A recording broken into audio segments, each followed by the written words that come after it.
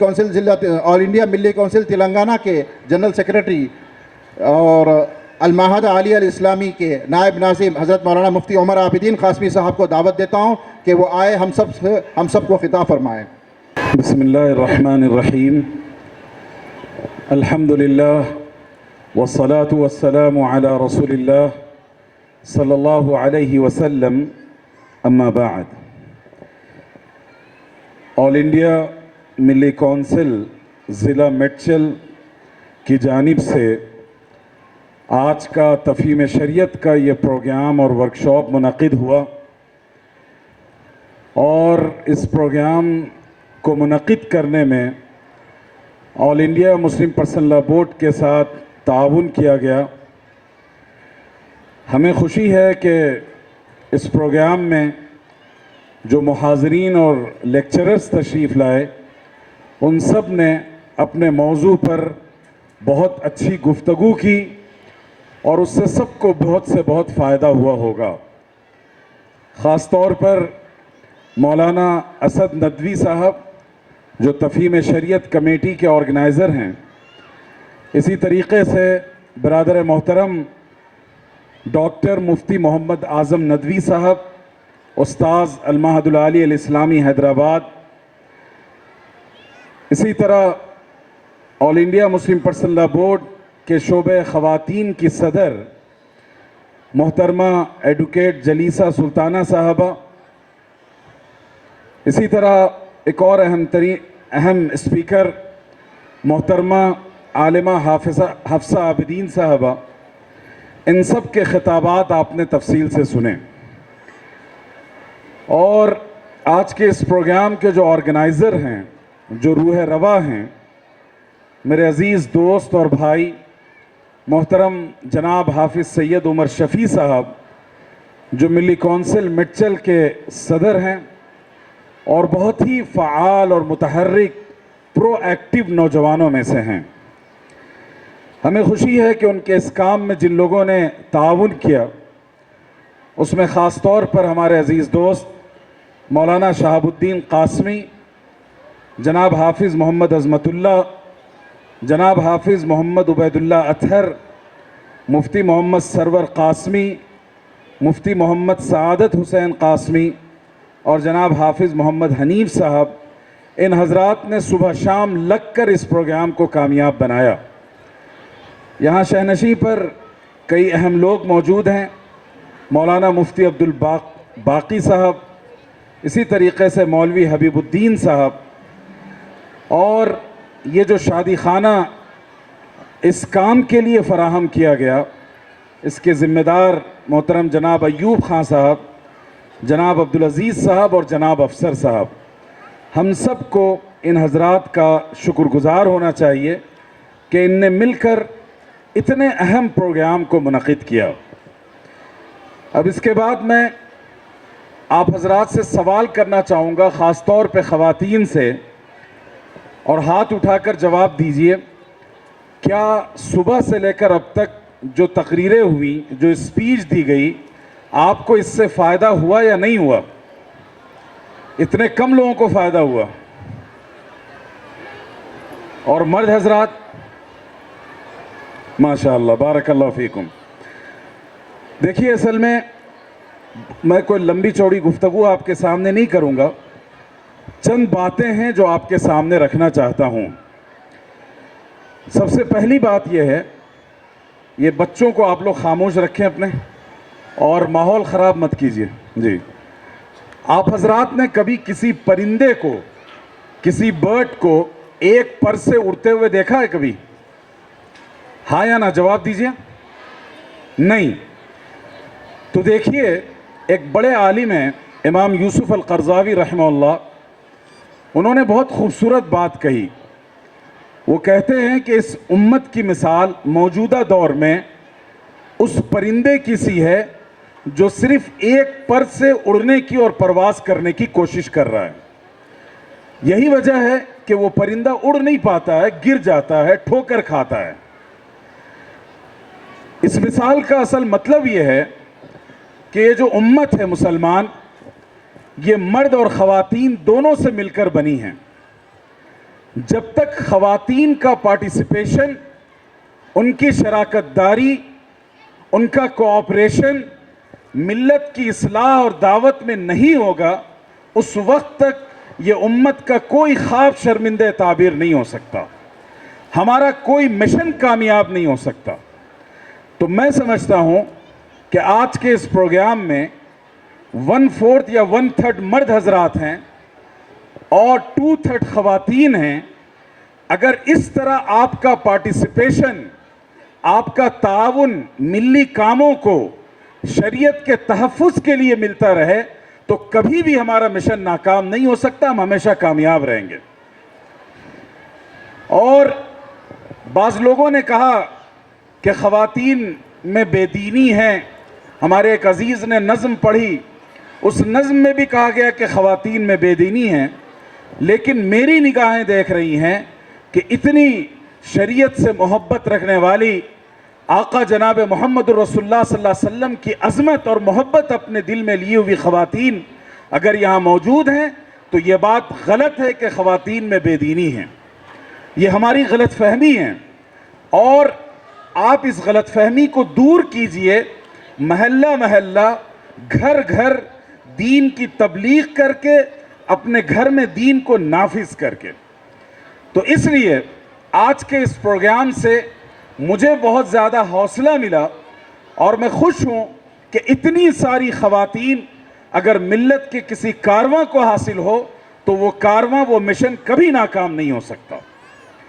اب میں آپ کو دوسری طرف لے کے چلنا چاہتا ہوں، تھوڑا سا آپ لوگ اپنا پاسٹ، اپنا ماضی یاد کیجئے۔ یعنی آج ہمارا پورا کا پورا کام اور ہماری محنت کا دائرہ کیا ہے؟ خواتین سوشل میڈیا پر ایکٹیو ہیں، شاپنگ میں ایکٹیو ہیں، پھر ماشاءاللہ کوئی جاب کر رہی ہیں، کوئی کما رہی ہیں، ہم سارے کام کر رہے ہیں، لیکن صرف ایک کام ہم سے نہیں ہو پا رہا ہے، اور وہ ہے اللہ اور اس کے رسول کا کام۔ اس سے بڑھ کر محرومی کی کوئی بات نہیں ہو سکتی، اور صرف خواتین کی بات نہیں ہے، مرد حضرات کا بھی یہی معاملہ ہے کہ ہم سارے کام کرتے ہیں، جاب کرتے ہیں، پیسہ کماتے ہیں، دوستوں سے اپنے تعلقات کو اچھے رکھتے ہیں، سوشل میڈیا پر آل فال کام کرتے رہتے ہیں، لیکن ایک کام جو اللہ اور اس کے رسول صلی اللہ علیہ وسلم کا ہے اس کو سب سے کم ہم نے اہمیت دے رکھی ہے۔ اس طریقے کو بدلیے اور یاد کیجئے صحابیات کو۔ دیکھیے، اسلام کے لیے جو سب سے پہلا ڈونیشن کسی نے دیا تھا وہ ایک خاتون نے دیا تھا، حضرت خدیجہ رضی اللہ تعالی عنہ نے۔ اور آگے چل کر کہوں، اسلام کے لیے سب سے پہلا جان کا نذرانہ جس نے پیش کیا تھا وہ ایک خاتون تھی، حضرت سمیہ رضی اللہ تعالی عنہ۔ جتنی تاریخ ہے اسلام کی، اس میں جو خواتین کا کنٹریبیوشن رہا، ان کا جو تعاون رہا اسلام کی تبلیغ و اشاعت میں، اتنا بڑا تعاون دنیا کے کسی مذہب اور دنیا کے کسی سویلائزیشن کو خواتین کا حاصل نہیں رہا۔ تو اس لیے آپ صحابیات کی تاریخ پڑھیں، قرآن مجید آپ پڑھتی ہیں، حضرت عائشہ رضی اللہ تعالی عنہ قرآن کی حافظہ تھی۔ حضرت عائشہ رضی اللہ تعالی عنہ نے قرآن کی تفسیر میں جو انہوں نے اپنی باتیں رکھی ہیں، 700 سے زیادہ ان کی روایتیں اور نریشن ہیں۔ حضرت ام سلمہ فتاویٰ ان سے صحابہ پوچھا کرتے تھے، اتنا بڑا کردار تھا۔ حدیث میں سب سے زیادہ جن صحابہ سے 1000 سے زیادہ حدیثیں جن صحابہ نے نقل کیے ہیں وہ صرف 7 صحابہ ہیں، لیکن ان میں حضرت عائشہ شامل ہیں۔ 2210 حدیثیں حضرت عائشہ کے ذریعے ہم تک پہنچی۔ اسی طریقے سے رسول اللہ صلی اللہ علیہ وسلم کی جو سیرت ہے اور جس کو ہم شمائل کی کتابوں میں پڑھتے ہیں، آپ اس میں دیکھیں کہ ان میں جو سب سے اہم روایتیں ہیں وہ ازواج مطہرات کے ذریعے آئیں اور خواتین کے ذریعے آئیں۔ حضرت خدیجہ نے سیرت کی بنیاد رکھی، آپ صلی اللہ علیہ وسلم کی شخصیت کو اتنی خوبصورتی سے ڈسکرائب کیا تھا۔ وہ ان کا ایک بڑا مقولہ ہے ان کا کہ واللہ لا یخزیک اللہ ابدا فإنک لتصل الرحم وتحمل الکل وتکسب المعدوم۔ پوری سیرت کی بنیاد اسی حضرت خدیجہ کے قول پر ہے۔ تو گویا قرآن ہو، حدیث ہو، فقہ ہو، فتویٰ ہو، سیرت ہو، ان تمام میدانوں میں خواتین نے بہت بڑا کردار ادا کیا۔ اب ہمیں آج کے دور کی طرف لوٹنا چاہیے کہ آج مسلم خواتین، اہل ایمان خواتین، کیا وہ کردار ادا کر رہی ہیں یا نہیں کر رہی ہیں؟ لیکن صورتحال اب بالکل بدل گئی۔ اب صورتحال یہ ہے کہ روزانہ پریم ڈیبیٹ میں میڈیا پر اسلام کا مذاق اڑانے کے لیے جن ٹاپکس کو منتخب کیا جاتا ہے وہ سارے کے سارے خواتین سے ریلیٹڈ ہیں، اور پھر اتفاق سے ایسی بے حیا اور حیا باختہ خواتین میڈیا کے ہاتھ لگ جاتی ہیں جو قانون شریعت کے بارے میں، پرسنل اللہ کے بارے میں، اسلام اور رسول اللہ صلی اللہ علیہ وسلم کی سیرت کے بارے میں غلط باتیں کہتی ہیں، بے بنیاد باتیں کہتی ہیں، دھوکہ دیتی ہیں۔ یہ صورتحال ہے۔ تو گویا آج اسلام پر جو سب سے بڑا حملہ کیا جا رہا ہے وہ مردوں کے حقوق کی بنیاد پر نہیں، وہ عورتوں کو عنوان بنا کر حملہ کیا جا رہا ہے۔ تو اس لیے اگر اسلام کا ڈیفنس کرنا ہے، اسلام کا دفاع کرنا ہے، تو پھر آپ ہی کو سب سے آگے بڑھنا ہوگا۔ اسی طرح دوسری بات، اگر ہم اور آپ اپنے سماج میں، اپنی سوسائٹی میں، اپنی بچے اور بچیوں میں بے دینی دیکھتے ہیں تو اس کا رسپانسبل کون ہے؟ اس کے لیے جواب دہ کون ہے؟ ہمیں اس سوال کا جواب دیکھنا چاہیے۔ دیکھیے، ایک بڑے بزرگ ہیں، انہوں نے بہت خوبصورت بات کہی، اور اس کو آپ سب یاد کیجئے گا، اپنے گھر میں لکھ کر لگائیے گا۔ انہوں نے کہا کہ جب دین مردوں میں آتا ہے تو دین گھر کی دہلیز تک پہنچتا ہے، اور دین جب خواتین میں آتا ہے تو گھر کی نسلوں تک پہنچتا ہے۔ تو اگر آپ نے دین سیکھا، دینی تربیت کی، بچوں کو سیرت کے واقعات پڑھائے، پاکی اور طہارت بتائے، حلال اور حرام کے مسائل آپ نے بتائے، تب جا کر آپ کی نسلوں میں ایمان آئے گا، وہ دین پر باقی رہیں گے۔ تو اس جملے کو یاد رکھیے گا کہ دین جب مردوں میں آتا ہے تو وہ گھر کی دہلیز تک پہنچتا ہے، اور جب عورتوں میں آتا ہے تو گھر کی نسلوں تک پہنچتا ہے۔ اب آپ کے ہاتھ میں ہے کہ آپ اگلی نسلوں کو ایمان دینا چاہتی ہیں یا الحاد اور کفر اور شرک دینا چاہتی ہیں، آپ اپنی نسلوں کی دینی تربیت کرنا چاہتی ہیں یا فاسق و فاجر بنا کر ان کو چھوڑنا چاہتی ہیں۔ اسی طرح اگلا سوال یہ ہے کہ اگر آپ اچھی نیت رکھتی ہیں، آپ چاہتی ہیں کہ آپ کے بچے دین پڑھیں، دین پر عمل کریں، اللہ اور اس کے رسول کی محبت اور عظمت ان کے دلوں میں ہو، تو اب آپ کو کیا کرنا چاہیے؟ اس سلسلے میں دو تین باتیں میں آپ کے سامنے رکھوں۔ سب سے پہلی چیز یہ ہے کہ ہمیں دین سیکھنا چاہیے۔ اکثر خواتین پاکی اور ناپاکی کے، حلال اور حرام کے بنیادی مسائل سے واقف نہیں ہیں، اور میں آج اس پورے مجمع کے سامنے اپنے جرم کا اعتراف کرنا چاہتا ہوں کہ ہم لوگوں نے، دینی مدرسوں نے، مسجدوں کے ممبر و محراب نے آپ تک دین نہیں پہنچایا، اصل مجرم ہم ہیں۔ دین پہنچانے کے سارے راستے ہم نے بند کر رکھے ہیں۔ مسجد میں آپ جاتی نہیں ہیں، اس کے بعد جو جلسے ہوتے ہیں مدرسوں کے، صرف مردوں کو بلایا جاتا ہے، بیٹیوں کو، بہنوں کو، خواتین کو نہیں بلایا جاتا۔ مدرسوں میں خواتین کے بہت کم مدرسے ہیں، اور جو بچیاں پڑھنے جاتی ہیں ان کی تعداد اس سے کم ہے۔ تو ہم نے وہ سارے راستے روک رکھے ہیں جس سے آپ تک دین پہنچے۔ یہ ہمارا جرم ہے، ہم اس کا اعتراف کرتے ہیں، لیکن اعتراف کافی نہیں ہے۔ مٹچل ضلع سے تعلق رکھنے والے یہ پورے نمائندہ علماء یہاں موجود ہیں، میں ان سے دستبستہ گزارش کرتا ہوں، اور آل انڈیا ملی کونسل کی طرف سے آپ لوگوں کے لیے یہ پیشکش کرتا ہوں کہ انشاءاللہ اسی شادی خانے میں ہر مہینے آپ کا ایک دینی کورس پروگرام ہوگا۔ آپ سب کے سب وہاں آئیں اور ایک پورا منظم کورس کریں، اس کورس کا ہلکا پھلکا امتحان دیں، اور انشاءاللہ ملی کونسل کی طرف سے آپ کو سرٹیفکیٹ فراہم کی جائے گی۔ کون لوگ اس کے لیے راضی ہیں؟ ہاتھ اٹھا کر ہمیں بتائیں۔ ماشاءاللہ تبارک اللہ، کثر اللہ امثالکم۔ تو سب سے پہلی بات یہ تھی کہ دین خود سیکھیے۔ دین میں کیا چیزیں سیکھنی ہیں؟ سب سے بنیادی چیز ہے عقیدہ. ہم اسلام پر یقین رکھتے ہیں, ایک اللہ کو مانتے ہیں. عقیدے پر پورے ایمان کی بنیاد ہے. ایک انسان نماز, روزہ, زکوٰۃ, حج, تہجد, نفقہ, صدقہ سب کچھ کرتا رہے, لیکن اگر اس کا ایمان درست نہیں ہے تو اللہ تعالیٰ اس کی عبادتوں کو اس کے منہ پر دے ماریں گے. آج آپ کے ایمان پر ڈاکہ ڈالا جا رہا ہے. جو نیشنل ایجوکیشن پالیسی ہے اس کے تحت جو اسکول اب چل رہے ہیں اور جو لوگ اس نصاب کو نافذ کر چکے ہیں, ان اسکولوں میں اگر ایک دن آپ اپنے بچے کو بھیجتے ہیں تو کم سے کم 3 سے 4 مرتبہ آپ کا بچہ شرک کرتا ہے.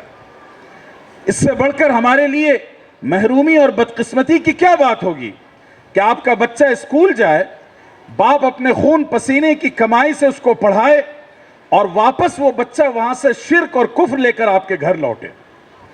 یاد رکھیے, مسلمان اپنے تعلیمی ادارے قائم کریں, اسکولز قائم کیجئے, معیاری اور اسٹینڈرڈ اسکول قائم کیجئے, لیکن کفر و شرک کے ان اڈوں میں اپنے بچوں کو مت بھیجئے.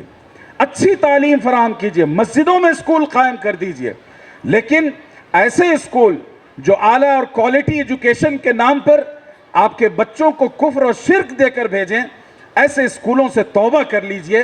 میں اپنے بارے میں کہتا ہوں, میں اس بات پر یقین رکھتا ہوں کہ میرا بیٹا اور میری بیٹی جاہل رہ جائے مجھے منظور ہے, لیکن ایک لمحے کے لیے منظور نہیں ہے کہ میرے بچے کے منہ سے کوئی شرکیہ جملہ نکلے یا اس کا ماتھا کسی غیر اللہ کے سامنے جھکے.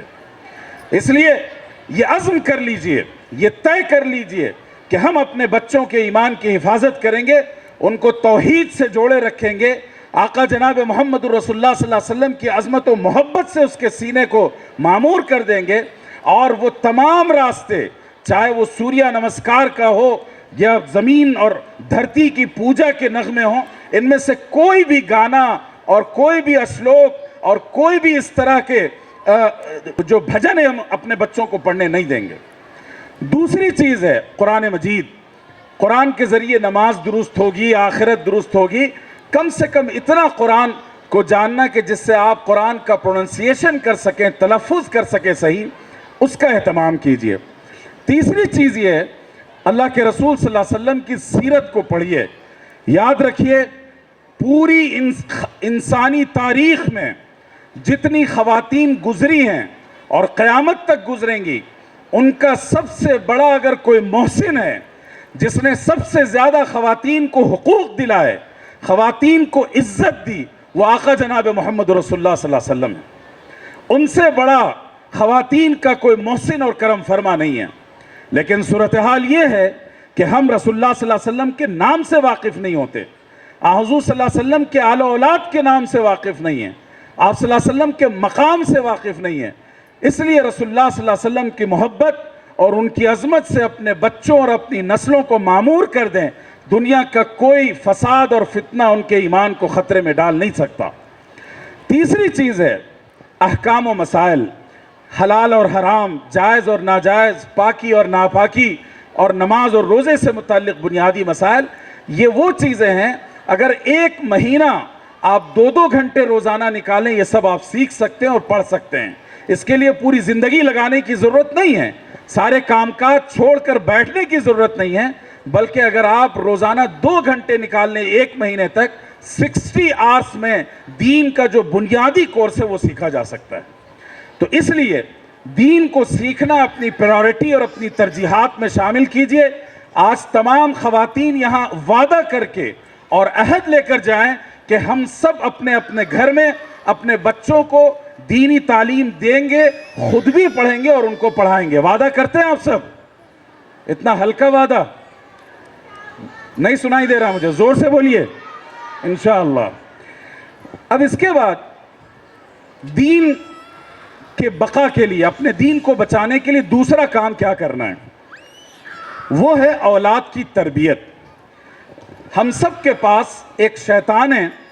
ایک تو شیطان پہلے سے مسلط تھا اور اس نے اپنے بڑے بھائی کو ہم پر مسلط کر دیا ہے, یہ گیجٹ اور موبائل کی شکل میں. اس نے خاندانوں کو برباد کر دیا, نسلوں کو برباد کر دیا.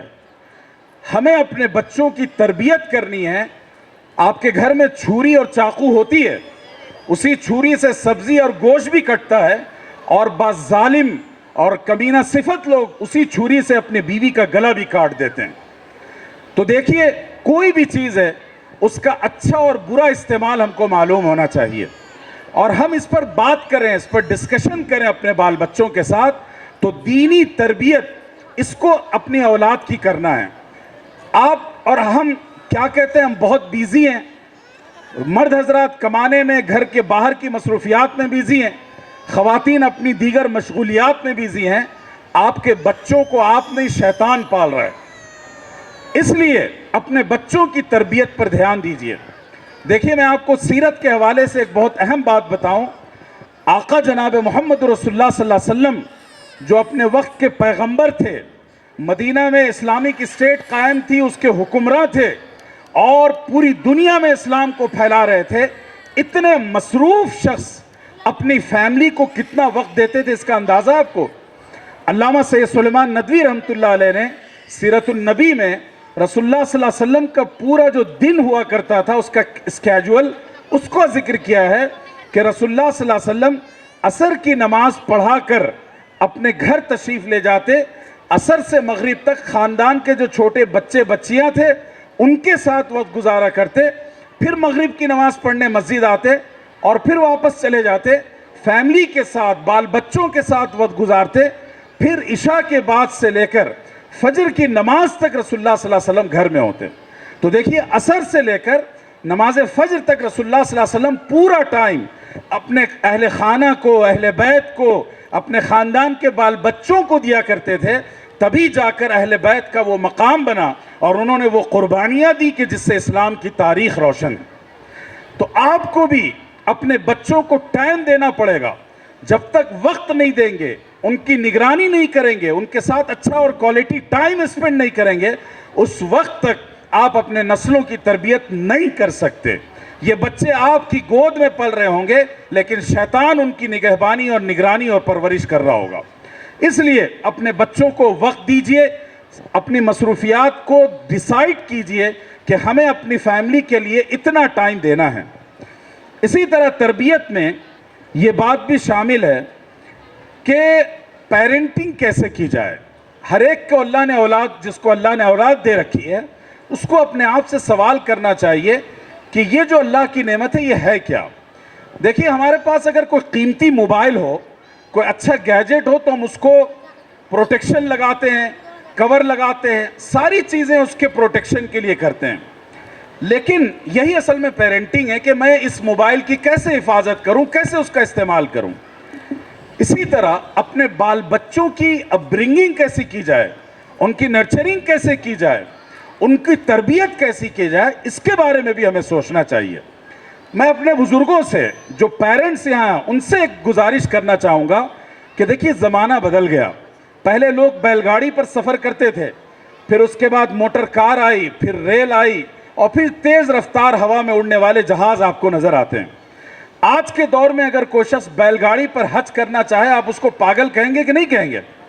اسی طریقے سے پیرنٹنگ کا اسٹائل زمانہ، کلچر، سماج بدلتے بدلتے بدل جاتا ہے۔ آج اگر ہم وہ جو جلالی انداز تھا ہمارا کہ میں ایک بار بولوں تو بچہ اٹھ جائے، بیٹھ جائے، مجھے دیکھ کر بھاگ جائے، یہ جو پیرنٹنگ کا اسٹائل ہے وہ آج کی جنریشن کے ساتھ چلنے والا نہیں ہے۔ تمام نفسیات کے ماہرین یہ بات کہتے ہیں کہ ہمیں بچوں کے ساتھ بہترین بانڈنگ اور ریلیشن شپ اسٹیبلش کرنی چاہیے۔ ماں اپنی بیٹی کی دوست بن جائے اور باپ اپنے بیٹے کا دوست بن جائے، اتنا وہ اپنے آپ کو فری اور سیکیور محسوس کرے آپ کے ساتھ کہ صبح سے شام تک بیٹا اور بیٹی کے ساتھ اسکول میں، کالج میں جو کچھ ہوا وہ آپ کو نریٹ کرے، وہ بتائے کہ آج فلاں نے یہ کہا، فلاں سے یہ بات ہوئی، فلاں سے ملاقات ہوئی۔ یہ جو آپ ٹرانسپیرنسی مینٹین کریں گے اپنے بچوں کے ساتھ، تب جا کر دوسروں کو، آپ کے بچوں کو چکھنے کا موقع نہیں ملے گا۔ یہ جو بار بار آپ سنتے ہیں کہ انٹرفیتھ میرجز کے واقعات، کہ کسی مسلمان لڑکی کو ٹریک کر کے لے گئے وہ لوگ اور زبردستی شادی کر لی، یہ سب اس لیے ہے کہ آپ نے اپنے بچوں کے ساتھ اچھا ریلیشن نہیں بنایا، ان کو اپنا دوست نہیں بنایا، ان کے ساتھ وہ ٹرانسپیرنسی مینٹین نہیں کی کہ کہ بچہ ہر بات آپ سے آ کر کہتا تو جب محبت کا وہ پورشن آپ کے پاس نہیں ملا تو اس کو کسی اور نے اس کھانے کو فل کیا اور اس کو اچک کر لے کر چلا گیا۔ اس لیے ناجائز تعلقات سے بچانے، غلط راستوں پر اپنے بچوں کو جانے سے اگر آپ روکنا چاہتے ہیں، اس کا ایک ہی طریقہ ہے، اور وہ یہ ہے کہ اپنے بال بچوں کی دینی تربیت کریں اور اس کے ساتھ ساتھ اپنے بال بچوں کے ساتھ نرمی سے، محبت سے پیش آئیں، ان کے مزاج میں آنے والی تبدیلیوں کا اندازہ لگائیے۔ ہارمونز چینج ہوتے ہیں 15 سال کے بعد بڑی تیزی کے ساتھ، ہم اس کو اگنور کر کے ان کو ڈنڈے اور لکڑی اور ڈانٹ ڈپٹ سے سدھارنے کی کوشش کرتے ہیں۔ یہ ایسا ہی ہے کہ آپ اپنے موبائل میں جو اس کا اصل لاک ہے اس کو چھوڑ کر غلط لاک لگائیں اور اس طرح کھولنے کی کوشش کریں گے تو آپ کا موبائل خراب ہو جائے گا لیکن یہ کھلے گا نہیں۔ اسی طرح آپ اپنے بچوں کو برباد کر دیں گے لیکن ان کی اصلاح نہیں کر پائیں گے۔ تو پیرنٹنگ پر توجہ دیجئے، اس میں 3 چیزیں بہت اہم پیرنٹنگ میں۔ ایک ہے سافٹ اسٹائل، نرم رویہ اختیار کیجئے، سختی سے گریز کیجئے۔ دوسری چیز، ان سے دوستی بنائیے، محبت اور دوستی کا بہت ہی بے تکلف رشتہ قائم کیجئے۔ اور تیسری چیز یہ ہے کہ ان کی تمام تر ایکٹیویٹیز کے بارے میں آپ آگاہ رہیں۔ بچہ اسکول گیا، بچی اسکول گئی، وہاں کا آپ پورا حاضری رجسٹر منگائیے، دیکھیے اٹینڈنس ہے یا نہیں ہے۔ کالج جا رہے ہیں، کن لوگوں کے ساتھ بچے گھوم رہے ہیں، گیجٹ یوز کر رہے ہیں تو کیا کیا ایکٹیویٹیز ان کی گیجٹس پر ہیں۔ ان تمام چیزوں پر گہری نگاہ رکھیے، تبھی جا کر آپ اپنے بچوں کے مستقبل کو درست کر سکتے ہیں، ورنہ کوئی شیطان آ کر آپ کے بچے کو اچک لے جائے گا، کوئی مجرم کڈنیپ کر دے آپ کے بچے کو، یہ اتنا بڑا جرم نہیں ہے۔ اس سے بڑا جرم یہ ہے کہ کسی کے بچے کو غلط راہ پر ڈال دیا جائے۔ اللہ تعالیٰ ہر طرح کے شر اور فتنے اور مصیبت سے ہماری حفاظت فرمائے۔ تو یہ آج کے اس پورے اجلاس کا کنکلوژن ہے کہ آپ سب دین سیکھیں، قانون شریعت کو سمجھیں، اللہ اور اس کے رسول کے قانون پر ایمان اور یقین کو پختہ سے پختہ کریں، اور اس کے ساتھ ساتھ اپنے بچے اور بچیوں کے ساتھ رشتے اور تعلقات کو بہتر بنائیں۔ ایک دوسرے کے جو حقوق اور ذمہ داریاں ہیں جسے یہاں ہمارے اسپیکرز نے بہت خوبصورتی کے ساتھ آپ کے سامنے پیش کیا، آپ اس کا لحاظ رکھیں، تبھی جا کر ہم اپنے خاندان کو بچا پائیں گے۔ میں ابھی قطر گیا تھا، وہاں علماء کی ایک انٹرنیشنل کانفرنس تھی۔ اس کانفرنس میں ایک خاتون نے میرے خیال میں جارڈن کی یا کہیں کی ایک لیڈی تھی، بہت قابل اور فاضل اسکالر، انہوں نے ایک پریزنٹیشن دیا اور اس کا عنوان تھا الوثائق السیاسیہ ودورها وَأَثَرُهَا فِي هَدَمِ الْأُسْرَةِ، کہ یہ جو انٹرنیشنل قوانین بنائے گئے ہیں کہ لڑکی بالغ کم سمجھی جائے گی، شادی کب کرنے کی اجازت ہوگی، اور جینڈر ویمن امپاورمنٹ کا جو خوبصورت دعویٰ ہے، جینڈر ایکویلٹی کی جو بات کی جاتی ہے، یونائٹڈ نیشن سے یہ سب فیصلے کیے جاتے ہیں، لیکن ان فیصلوں کا خاندانی نظام کو تباہ و برباد کرنے میں کیا کردار رہا ہے، اس پر ان کا پریزنٹیشن تھا۔ یقین مانیے مغرب کی طرف سے جو نئے قوانین بنائے جا رہے ہیں اور نئی تہذیب آپ کو دی جا رہی ہے، وہ صرف آپ کو برباد کر کے رکھ دے گی، کسی طرح کی آپ کی بھلائی اور خیر اس میں نہیں ہے۔ آنکڑے اور اعداد و شمار، ریسرچ اور فیکٹ یہ بات کہہ رہی ہے، یہ صرف زبانی جمع خرچ نہیں ہے۔ اس لیے اپنے خاندان کو مضبوط کیجئے، ایک دوسرے کے حقوق اور رائٹس اور ڈیوٹیز جو ہیں اس کو ادا کیجئے، تبھی جا کر ایک خوشگوار ماحول میں ایک بااخلاق نسل پرورش پا سکے گی۔ اور اگر گھر کا ماحول خراب رہا، آپ غیر ذمہ دار رہے، آپ نے بال بچوں کی دیکھ بھال نہیں کی، تو پھر آپ کے بچے کڈنیپ کر لیے جائیں گے شیاطین اور شیطانی طاقتوں کے ذریعے سے۔ اللہ سب کی حفاظت فرمائے۔ بہت شکریہ۔ ھذا وصلی اللہ علی سیدنا محمد وبارک وسلم، الحمدللہ رب العالمین۔